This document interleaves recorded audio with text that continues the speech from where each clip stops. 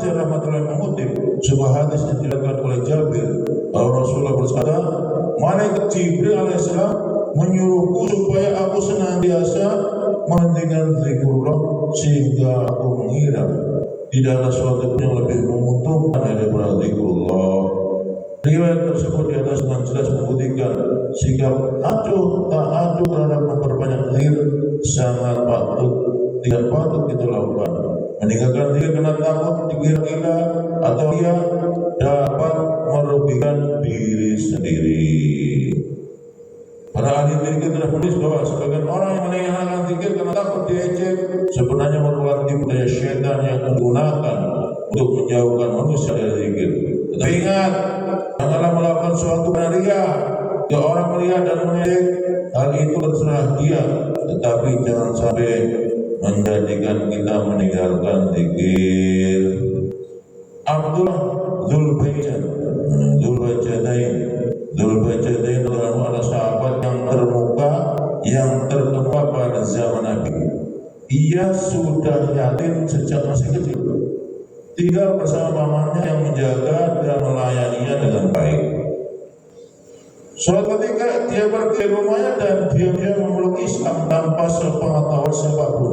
Ketika hal itu diketahui pamannya marah, menyuruh dia meninggalkan pakaian-pakaiannya lalu mengusir dari rumah dalam keadaan telanjang bak.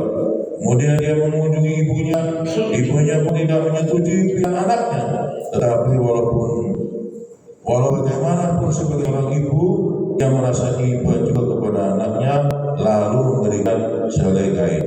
Kain itu disobeknya menjadi dua bagian. Bagian pertama digunakan untuk menutupi bagian atas badan, bagian kedua untuk menutupi bagian bawahnya. Kedua kain itu dipakaikan seperti kain ihram. Dalam keadaan demikian ia datang ke Madinah dan menghadap Rasulullah SAW. Kemudian beliau tinggal di Sufah, satu tempat tidak jauh dari rumah Rasulullah, dan berzikir sebanyak-banyaknya dengan mengeraskan suara. Saat itu Umar berkata, apakah orang ini termasuk riya dengan berzikir seperti itu?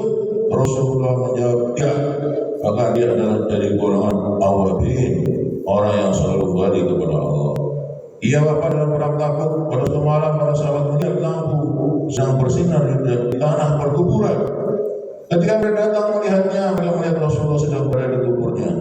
Lalu Nabi menyuruh Abu Bakar Siddiq, Umar, Faruq radhiyallahu anhu, angkatlah dan serahkan kepada mayat saudaramu. Kedua sahabat besar dengan mengangkat mayat itu dan menyerahkan kepada Rasulullah. Setelah Rasulullah membuka mayat tadi, Rasulullah bersabda, ya Allah, aku meridhokan mayat ini, maka hendaklah engkau pun meridhoinya.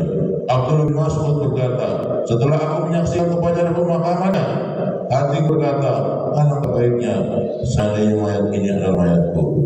Udail rahmatullah saleh, seorang ahli yang terkenal, meninggalkan suatu amal karena takut riya, meninggalkan suatu amal karena takut riya, maka itulah riya, kata Udail. Sedangkan melakukan sesuatu agar dilihat orang, melakukan sesuatu amal agar dilihat orang adalah syirik. Dalam sebuah hadis dikatakan bahwa ada sebagian zikir yang dapat menyebabkan orang lain mengingat Allah, yakni dengan memandang wajahnya, membuat mereka teringat untuk zikrullah. Asli menyebutkan sebagian orang di antara kamu ialah orang yang apabila orang lain memandang wajahnya, maka ia ingat kepada Allah. Jika mendengar ucapannya, maka bertambahlah ilmunya.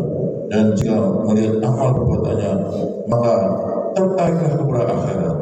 Orang yang beruntung mendapatkan martabat tiga ialah orang yang senantiasa berzikir. Sebagian orang mengatakan zikir dengan melarang suara adalah bid'ah yang tidak dapat dilakukan. Pendapat ini keliru dan menunjukkan bahwa pengetahuan mereka tentang hadis sangatlah sedikit. Wana Abdul Hayy menulis sebuah risalah yang beri judul Jabahatul Fikri. Ia mengutip 50 hadis menerangkan bahwa zikir jihri ini adalah sunnah. Tetapi harus ingat, jangan melakukan tanpa mengikuti syarat-syarat yang telah ditentukan, yakni jangan sampai menyusahkan atau mengganggu orang lain.